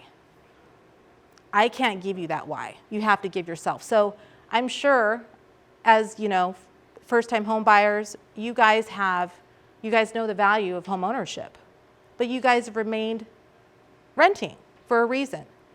And maybe now is your time because your why has changed, or it has grown. Your why has gotten bigger. Now it's sitting on your couch in the living room. The feeling that you get when you want to buy a property is like, okay, there's no other choice. There's no choice in this matter. I have to do this now. I'm done renting. And I can't give you that feeling, but I can give you all the other things. So we'll talk about rent versus buy and pros and cons. So, we know that owning, equity is a pro, right? I think that, one of the things that ownership does for people and that we don't have with renting is, have you ever talked to somebody, usually they're older people, that say they don't have a house payment and they live in this house? And they're in this neighborhood, then you're looking around and you're like, these people are, this house, this single story house is worth $1.2 million. And there's a person said, I've lived here for 30 years. I've lived here for 60 years. I've paid $30,000 for this house. I'm not going anywhere. That's financial freedom. And that's something that you're not going to get from renting. I think that that's usually the biggest why that people have is financial freedom. You come to a point where equity and finances have really become important to you. And you see yourself doing other things in your future, but you can't do those things with an uncertain house payment. With ownership, you always know what your house payment is, and when you change your payment, it's because you've decided to do it. So that's financial freedom. Plus a tax write-off. That's a big why for people. People get into a part with their career where their tax person says, you need a write-off. And I don't know where you're going to get it. I mean, unless you plan to have more kids. Home ownership gives you that write-off that you're looking for. And we'll take a look at that. And then credit worthiness. When you have home ownership, your credit worthiness changes. You have a higher buying power. So that's something that home ownership does. Now, I do want to say that renting, there's always been some struggle, with home buyers, and we have these conversations all of the time. One of the things is the higher upfront cost of ownership versus renting. That's why people don't own. It's like, I don't have $30,000. I have $5,000, but I don't have 30, and that's what's keeping people from owning. That's why Leanne was here today. And Leanne is literally going to jump on a plane and be right back in Los Angeles tomorrow, I believe, Monday. So she's all over the place, helping people get that upfront cost. And so I urge you guys to really stay the course this time and really get to your dream of home ownership. Maintenance and repairs. In your folder, I put a slide. What happened? Uh-oh, there it goes. Did it go to sleep? Yep. I put a slide, a little pamphlet. It's a home warranty pamphlet. I know that Leanne touched on it, so I'm not going to say too much about it. But, when you rent and you report a repair, a lot of the owners that you're renting from, if you're not renting from a big corporation, they have their own staff, this is all they have. They have a home warranty. So the home warranty is really simple. You have a problem with your house, you pay $75, and a professional comes out and he fixes it, he or she. Appliances can be covered, electrical, plumbing, the whole bit. Sometimes people think that home ownership requires so much maintenance they don't want to take on the responsibility and the cost of that. So on average, it costs about $550, $600 to fully cover your whole house with bells and whistles. And you can have rest assured that anything that happens to your house will get fixed. Also, property tax and hazard insurance. So property tax and hazard insurance is something that's wrapped into your mortgage payment at this juncture of mortgages. It used to be separate, and it used to be something that came up annually and quarterly. So it became a burden. So now mortgage companies incentivize to tie it into the mortgage. So you only have one payment, and when the lender talks to you about your payment and qualifies you, those costs are figured in. So that's what I have for pros and cons. But I want to, really focus on renting versus total equity from home ownership. Touch on this a little bit. This is a little shady. I don't know why. But I'm just going to quickly go into it. Is everybody here a renter? So, some people have rented for a number of years and they have a pretty reasonable rental payment. Those are probably the hardest people to find a why, to be honest with you.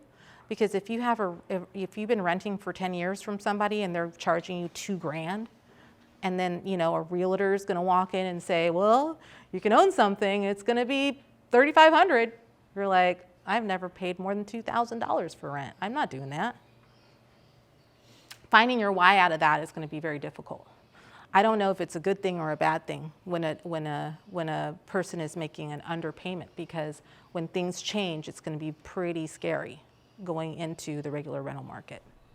But if you were to rent today, on average, most people are spending around $3,000 a month on rent. Is anybody in this room spending around $3,000 a month on rent? Okay. Anybody yeah, more? Anybody over at 4? Okay, so it makes sense. Yeah. To get it being the 3,000 range. Okay. So, the landlord can actually raise your rent up to 10% in Ventura County a year. They can do it. Most of them don't want to if they don't have to, but some of them do. And if you get into those big corporation apartment complexes, they're usually kind of the worst, where they'll raise it and you're just a number. And if you don't want to live there, then give us your key back and they have somebody else to rent it. But I based my calculation on a 2.5% yearly, because most of us will see a landlord raise the rent, $50, $100, a month or something like that. That's usually what we see. And do they have this in their packet? Do they have that in their packet? No. The numbers? Oh, okay. All right. She did a really great analysis, so you need to you can email it to them, right? Yes, Just I break can that email out. it. Yeah. Okay. So my calculations show that if you would pay about $16,000 less a year with a $3,000 monthly mortgage than if you were to pay on a mortgage for a property at $650,000 today. You would pay $16,000 less a year with a $3,000 mortgage renting versus owning a $650,000 property today.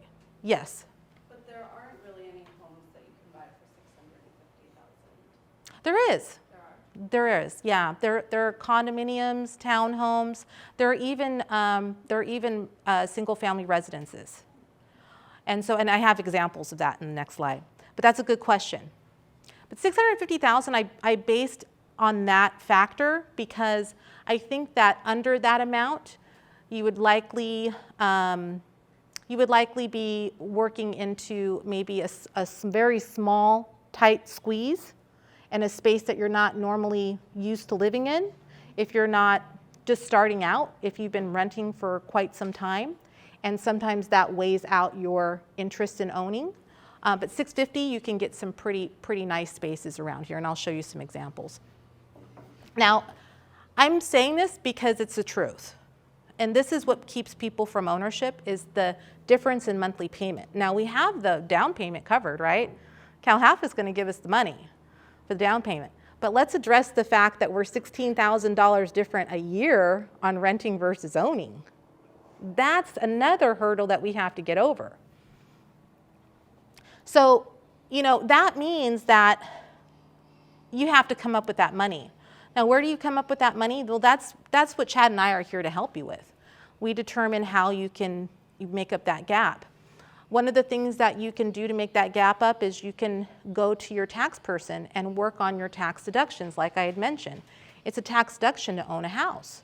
So you can change your income a little bit by using a tax deduction.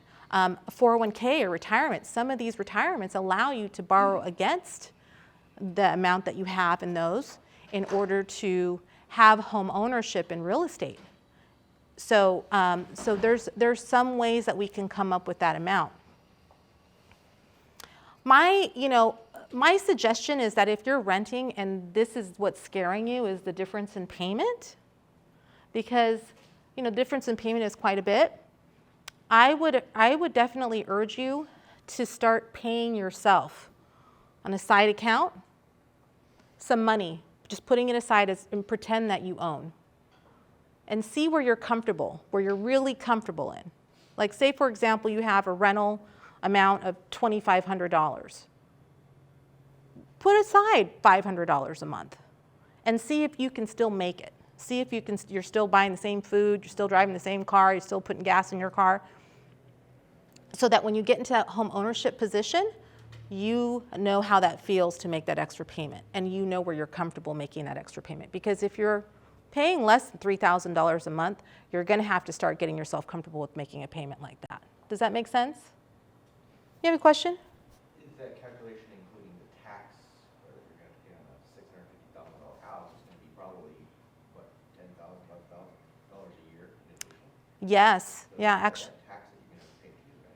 So your question was, does this $16,000 difference include a mortgage with tax and insurance? Some property taxes, right? Property tax. Yeah. Yes. It does include property taxes and insurance. I wish you could see my diagram here.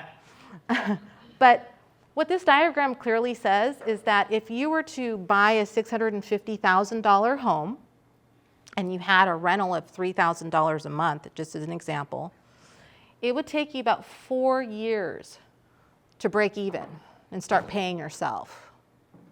So those 4 years, you're going to feel the difference in payment. And that's really the hurdle, is that 4 years. Now, the 4 years will equal about $64,000, right? 16,000 times 4, $64,000 that you'd be paying different from renting versus owning if you had a $3,000 rental amount. But let's look at home ownership. If you own versus rent, after 4 years of making that additional $16,000 a year payment, then you would have approximately $166,000 available in equity. $166,000. Now you would have $64,000 less in payment if you rented for 4 years, and then you start paying yourself. But if you owned a property those 4 years and you bit the bullet and made that extra payment, then you'd actually have $166,000. So this is based on the rate today, 6.625%. This isn't refinancing or anything else, and you're more than able to do that if the rental, if the real estate market corrects itself. And if you sell, you would have expenses, right? And if you took the CalHFA program and you'd have to pay them back and all that stuff, I put those figures in, you'd have approximately $132,000. I'm not talking about the 20% down. I'm just talking about your standard yearly programs that CalHFA has available for you. You'd have about $132,000 in equity to put into another future home. So the first-time home buyer only stays in that home for anywhere from 2 to 5 years. Just want to let you guys know that. 2 to 5 years, you guys are ready to move on. You have equity. You're ready to get into something bigger and better. Thank you, this is so helpful. Oh, good. Appreciate this. Oh, good. So, so what I'm saying, rent versus own, I'm not like painting any pretty picture about this. It's going to be painful. to transition from renting versus owning. That's not going to go away. CalHAFA can help you with down payment. But you still have this to address, right? You still have to do this. My suggestion to you is start putting money aside to see how comfortable you are in doing that. Because if you can put aside money, you're gonna realize that you can trust yourself. You actually can. You can do it.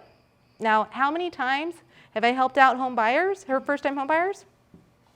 I put 2 first-time home buyers in houses in the last 2 weeks. In the last 2 weeks. You know why? Because they had to go out and rent again. And when they started looking at rentals, they were like, I can't do it. I can't do this again. So they ended up buying. So building up the trust in yourself and your why are going to be very important. And I can tell you why, because you're going to actually have $67,000 more in your bank account in 4 years than you would if you were renting. Now, I decided to take a look at the rental market right now, and I took this off of Zillow. Oops, gosh. Sorry, guys. These arrows help. Oh, there you go. So these are 2 properties that I found on Zillow.com that are available right now. So 2-bedroom, 2-bath, 1,015 square feet is renting for $33.25. And another 2-bedroom, 2-bath, 1,010 square feet, $3,015. What I'm finding is about 1,000 square feet is about $3,000 a month. It could be 1 bedroom, it could be 2 bedrooms. This is what I'm finding. And I'm not trying to like, these are great places. You know what this is what the kitchen looked like in one. Pretty roomy kitchen. You get really comfortable space. But you're getting about 1,000 square feet for $3,000. Has anybody else seen this out there? This is about right.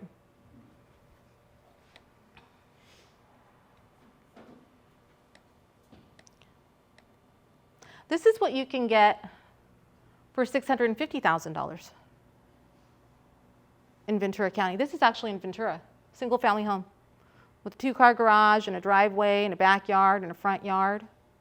It's actually, I think, sold for a little less than $650,000. And these are all recent. These are all very recent. This is a condo over by the government center with pretty sizable living room, all upgrades, with flagstone fireplace, so you can, I put a variety of properties, single family residence, condominium. This is a new build. I don't know if you guys have seen this in Ventura, close to downtown, across from Ventura High School. These are going for about $650,000. And they're about 2,000 square feet, something like that. On average for $650,000, you can get a little bit more square footage than you're getting from renting right now. A 3,000 square foot, $3,000 place. And that's what I'm seeing. I'm seeing on average about 1,364 square feet. So I'm going to hand over the podium to Chad, but before I do that, does anybody have any questions about real estate in general? That's a loaded question. I'm looking to buy it in Northern California. Oh. So you give that? I would actually, okay. Yes. So your question is you're ready to buy in Northern California. So I help people purchase all over the country, and the reason why I do that is because when you live in Ventura County, how do you buy in Northern California? How do you find a reputable real estate agent? How do you get qualified? How do you get representation to do that? How do you even know where you should be buying in Northern California, right? Like areas, neighborhoods, and all that good stuff. Well, real estate agents, we all work together, and we have teams, right? And so I have an elite builder team, and we're across the country. And so the best way to move out of the area and look for homes is to work with real estate agent like myself, and I find you a realtor in that area that you are interested in living in, so that you know that that realtor is not only full-time and reputable, but accountable. Because I'll tell you, in our network, if you're not doing a good job, we'll all know. And that's going to affect your business. So, so I help people all over the country find their homes of choice. So I'd love to help you guys if you guys are all, have any ideas of moving out of town. Any other questions? Okay, well, yeah.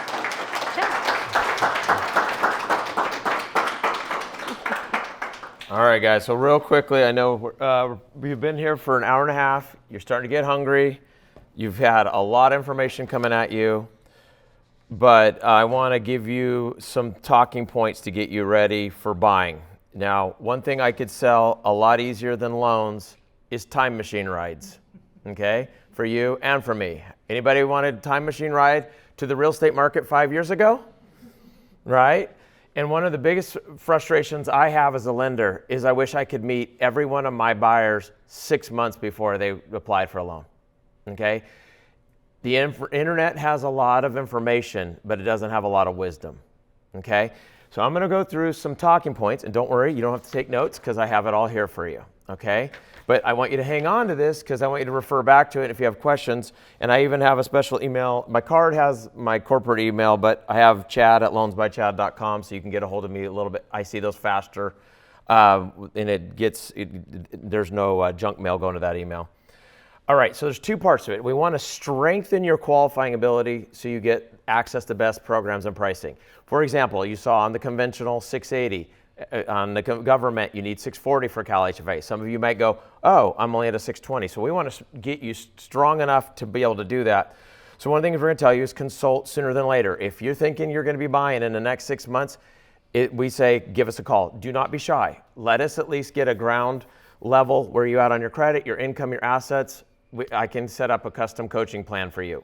I'll say do this, keep doing this, and don't do that. That's way better than the internet because people come to me and they're like, oh, I read on the internet, I should do this and this and this. And I'm like, well, that's great, but that wasn't what you needed. That's determine your budget. So it's really important, especially if you're a couple, sit down and start playing with your budget. And like Melissa said, simulate your payment.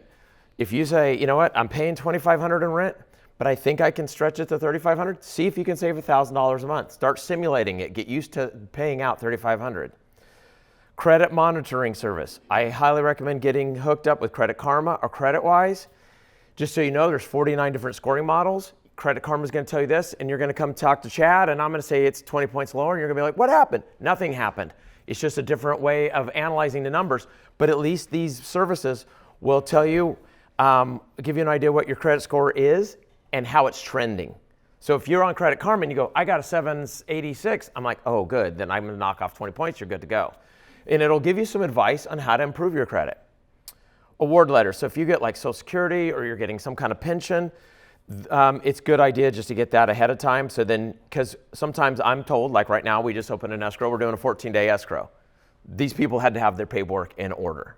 That, normally it's a 30-day process. Start saving money. Do not go and start paying off your debt to qualify. People come to me all the time. I paid off all my bills. I'm like, you could have afforded your bills, but now you have no money to work with. Save money, save money, save money, save money. If we need you to pay off debt, we'll tell you. If I see something on your credit that could be addressed right away, then I'll say, yeah, pull the trigger a little bit sooner. But until then, just save, save, save.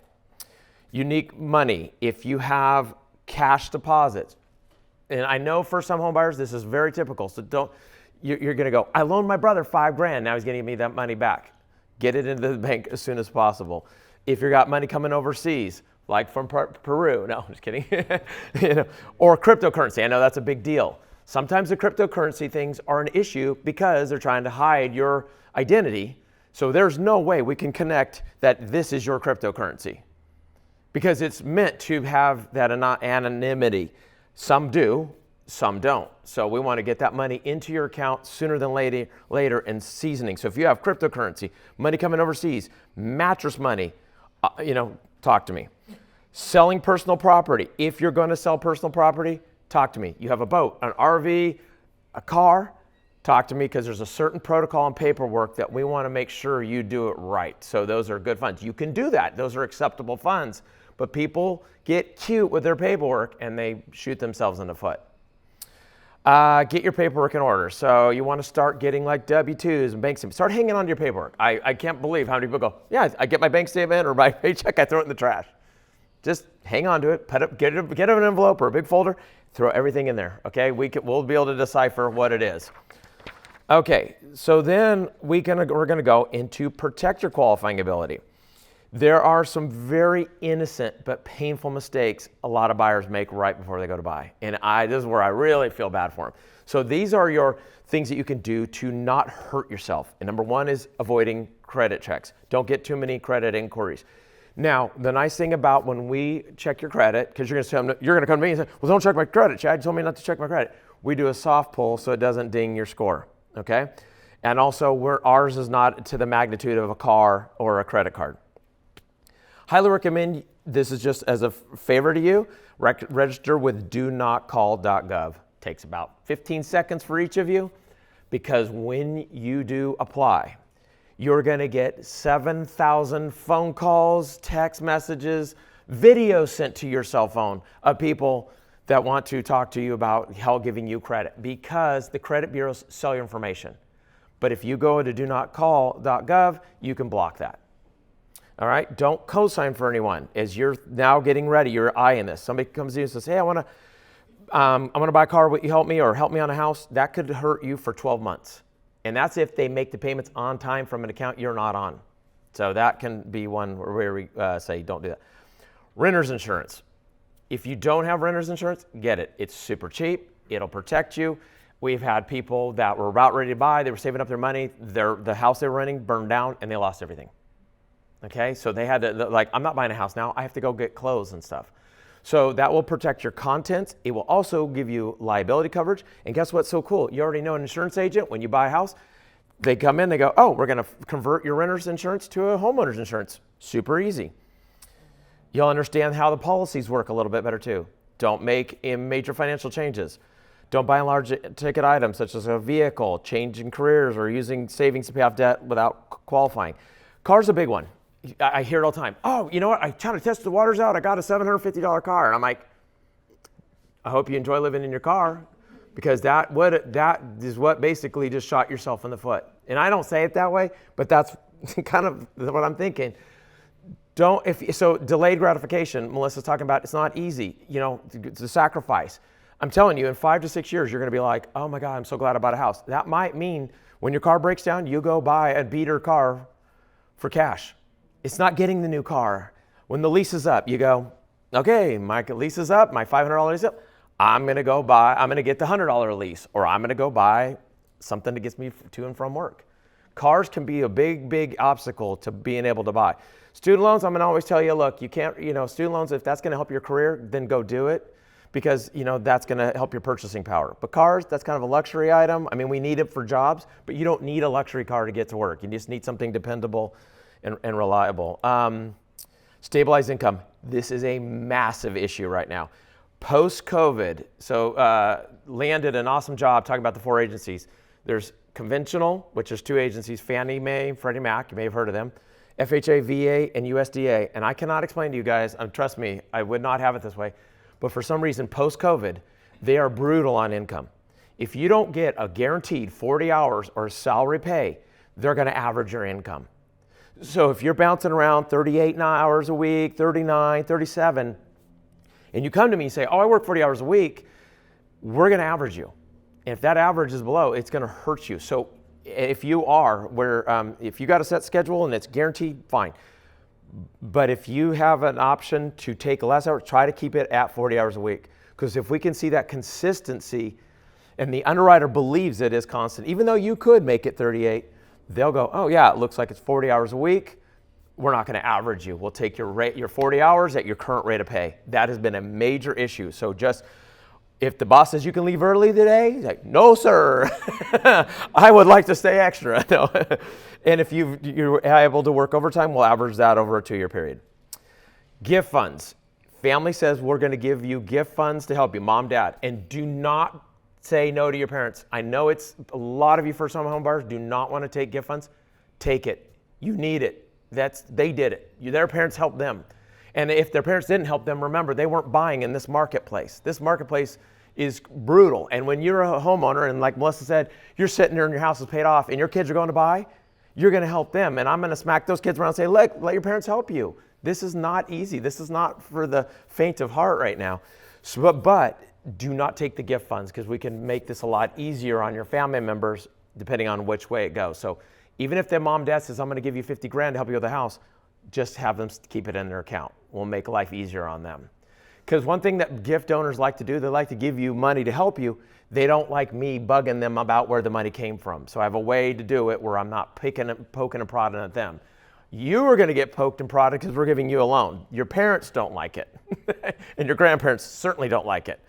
And again, just consult sooner than later. If you feel like you guys are getting, in the next 6 to 12 months, are going to get really serious and make a push for this, it's a phone call. It's 20, 30 minutes of time in this consultation. Like I said, we'll go through your credit, your income, your assets, and really go, okay, here's where you're strong, here's where you're weak, here's what and suggestions on what you can do to improve weaknesses. And sometimes I'm going to go, just keep doing what you're doing. Don't go mess it up by buying a car. Keep your job exactly the way it is. You're doing excellent. Now don't mess it up. And because your friends are going to tell you stuff, your parents are going to tell you stuff. There's that aunt. Oh, that aunt that thinks she knows everything about real estate. And then, like I said, internet coworkers, something you saw on TikTok or on Instagram. Sometimes I just want you to do exactly what you're doing. So I have this sheet here. I'll put it on the back and my business card. But that is just some really good practical stuff that you can be doing to get yourself stronger for your home purchase down the road. Yeah. When you talk about this 40-hour week, like what if your salary? If your salary, that's fine, because it's just set. I mean, it's just, yeah. I mean, exactly. It's just a lot. We're having a really big problem with people that work hourly. And we're sitting there, we're looking, and they're going, yeah, I work 40 hours a week. And we can see mostly hourly workers, yeah. Yes. I feel like the 40-hour work week thing is pretty antiquated because we live in a gig economy. So, is there any sort of plans for anything on the horizon that policy is going to somehow change? Well, if your average is fine. I mean, if you're making money, if you can make full-time pay in 20 hours, then no one's going to fault you for that. But I'm just saying we're going to average it. I have a lot of people come to me and they go, I make X dollars per hour at 40 hours a week. And they, you can do an income calculator online or just by hand. And we're saying, well, actually you're not. You're about $400 or $500 lower because you've had some flexibility in there, especially like in seasonal stuff like construction and things like that. So I know they can't totally control that, because if it rains, maybe they can't work. But if I'm just saying, sometimes they're inside, or they're an electrician, it's like, just work 40 hours so we can give you that full-time pay. Because even teachers don't work 40 hours a week. That's a little different because they're more times salaried, unless it's like substitute teaching or something to that. Again, we will do an average, but I'm saying averages have hurt people. People don't realize that there's those little nuances, and sometimes it can make a difference. And also, what if your money is in investments? That's fine. You talked about cryptocurrency. Cryptocurrency is a little weird because, it's just, there's that, they're trying to hide your identity. Some people like that, but it makes it really difficult, because we need to know that this is your money, that this isn't some weird, typically what they're trying to make sure is it's not coming from debt. Some unknown debt. That's their big fear. So really, if you say you got stocks and bonds, no problem, because that's, Lehman Brothers and Edward Jones have official statements, and we can connect it to you. Cryptocurrency can be a nightmare, because it's your alias. How do I know that's your alias? How do I know that's you? Yeah. Typically, just so you guys want to know what we're really looking at, we're looking at the last 2 bank statements. So we're going to say, get your money in probably about 90 days in advance, so we have 2 good, complete bank statements. Anything past that, we're not looking. So you've got mattress money, your brother owes you $5,000 cash, get into the account sooner than later. Let it season, it's called seasoning. Yeah. So I heard on TikTok, but I don't know if this is Yeah. Is student loan debt looked at differently than maybe my car payment debt, or do you guys count We do calculate it. So Fannie Mae and Freddie Mac have differences. Those are the two conventional agencies. Fannie Mae wants to use 1% of your balance, and Freddie Mac only wants to use 0.5%. So a lot of times when somebody comes with a student loan, I'm already leaning towards Freddie Mac because I'm like, well, that they're going to count less in the debt. Now, so a lot of people say, oh, my loans are deferred right now. They're still making us count something on the house, on the student loan payment. So even though you may not have a payment, we have to calculate something in the ratios, those debt to income ratios she was talking about. Yeah, that's a good question though. Yeah.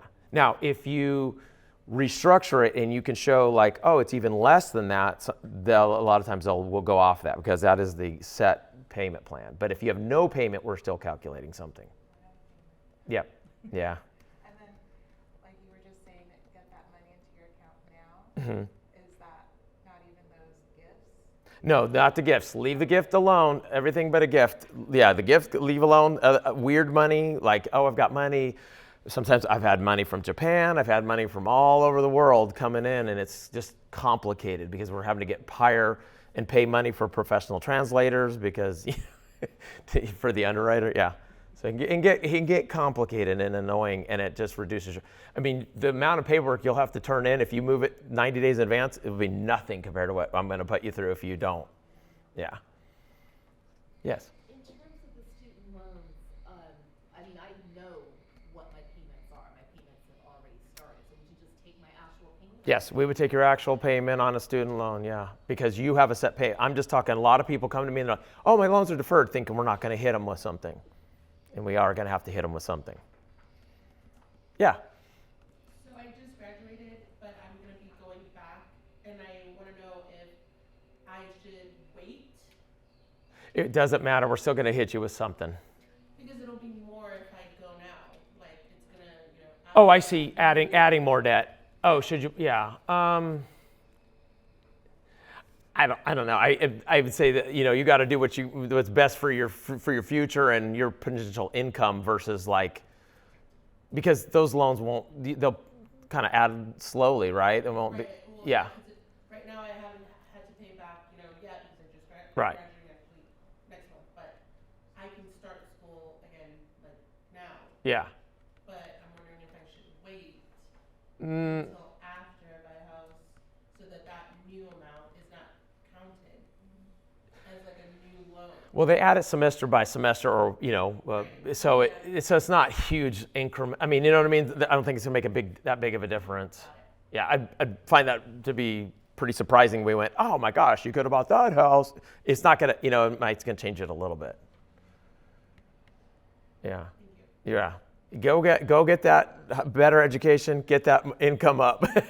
That's a bit, because it's all. Think about your income as like a pie. You know, like we're gonna go. She said 45 and 50%. So when you say, if we can get your credit score really high, we can go 50%. So half of your income, cut it right in the middle, can go for your house payment, including tax and insurance, car, student loans, credit cards, things like car insurance, homeowners insurance. Like rent, health insurance. Utilities are not in those numbers, but anything that would come up on a credit report, the new proposed house payment, the student loans, the cars, credit cards, installment loans, timeshares, child support and alimony do come into that equation too. So those kind of things is what the debt ratio is. So as you increase your income, that allows you to have a higher house payment.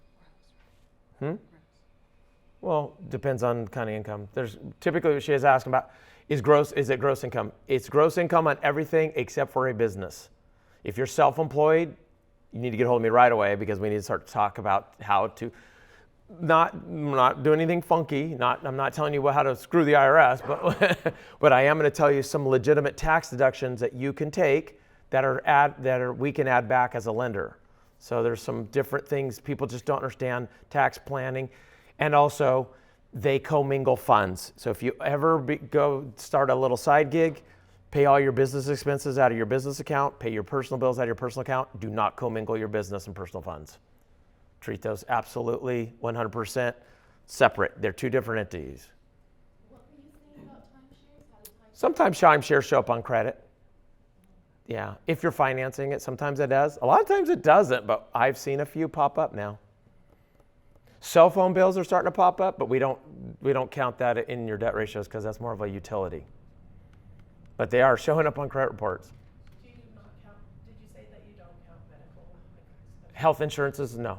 We don't hit you with health insurance costs because it's not on your credit report. Yeah. Yeah. Do you only count debt that shows up on the credit report? Well, three debts that don't show up on there. Sorry, actually, one thing I didn't mention. IRS payment plans don't show up there. We don't care about state. For some reason, we don't care about state payment plans, but IRS payment plans are counted, child support and alimony, and then pretty much, and then we just go off the credit report. Now, if you own you guys are first-time home buyers. If you owned other properties, then we would have to look at the cost of doing that. We go into more depth there.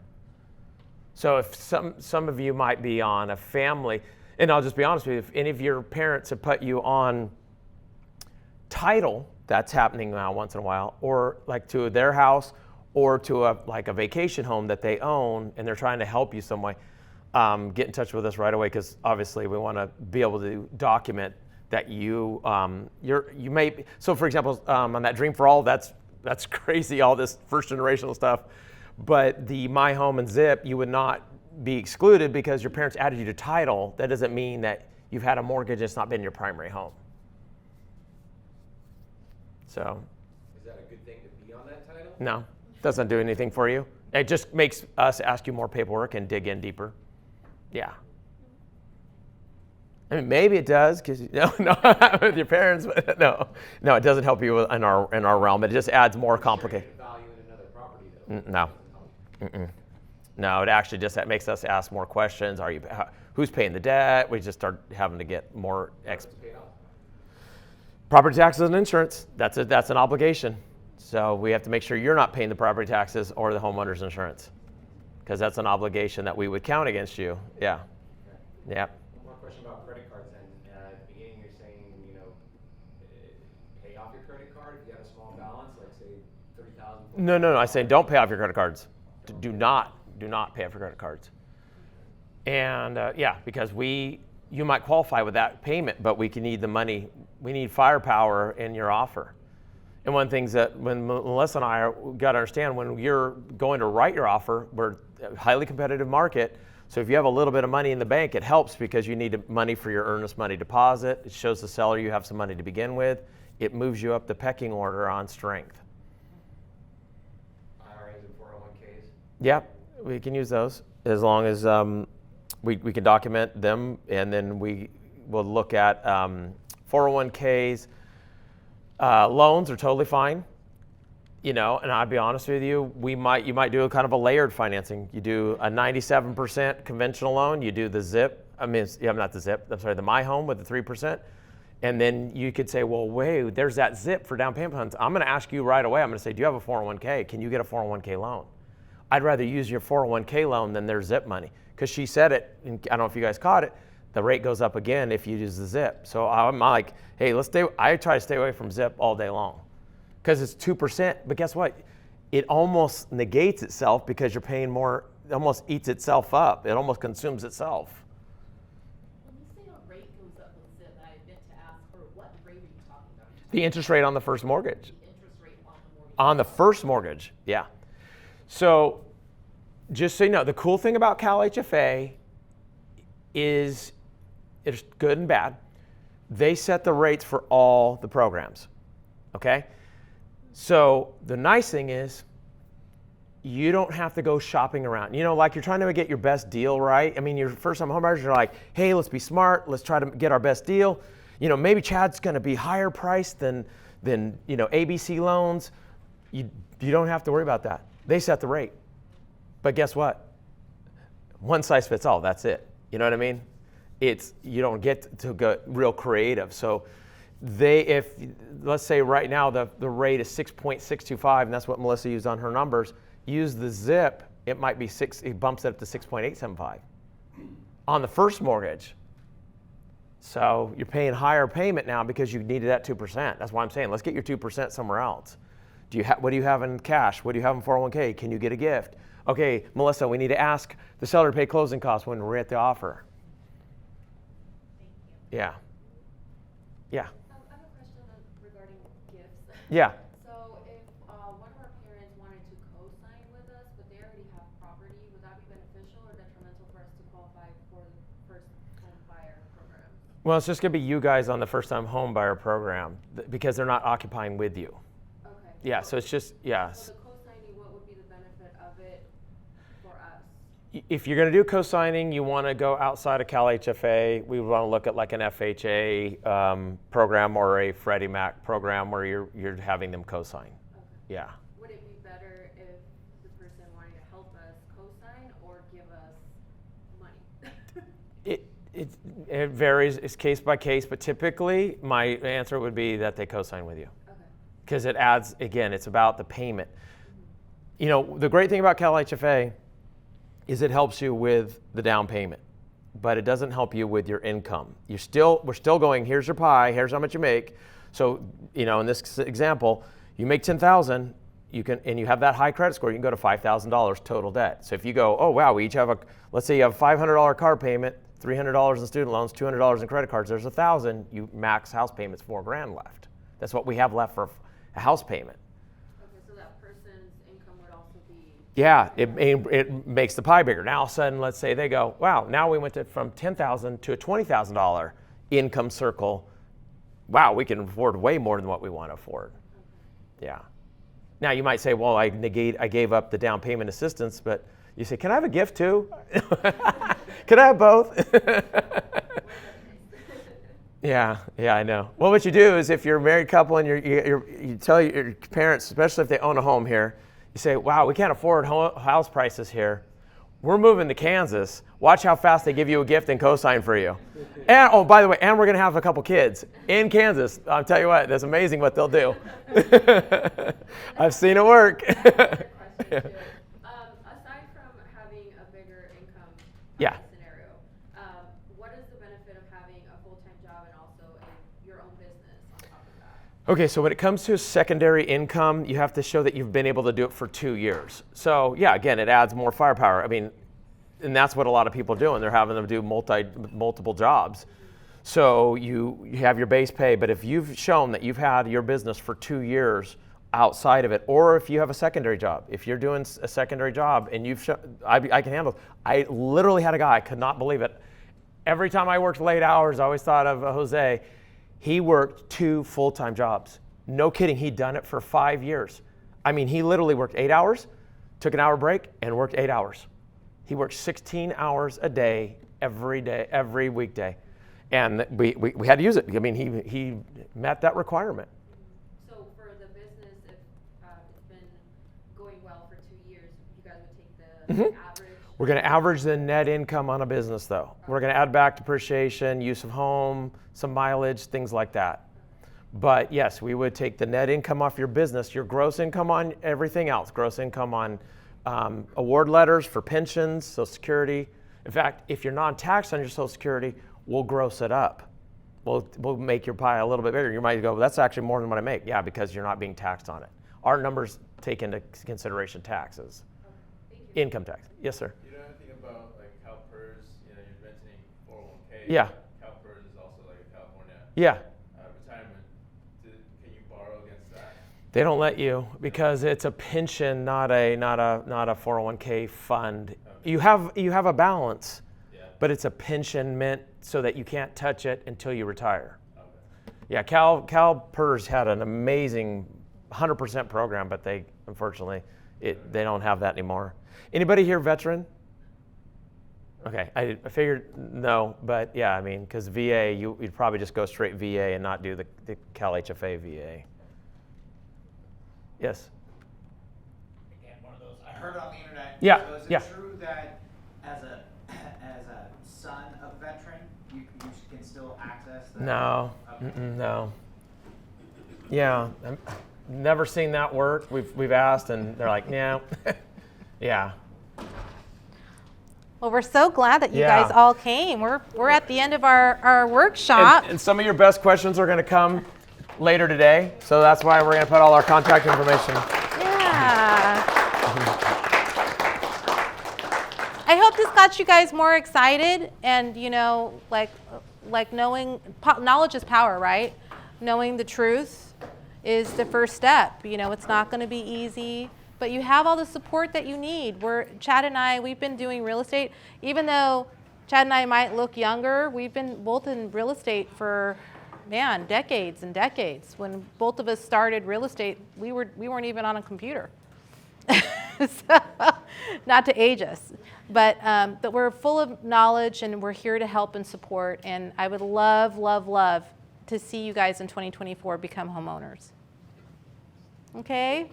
Thanks for coming.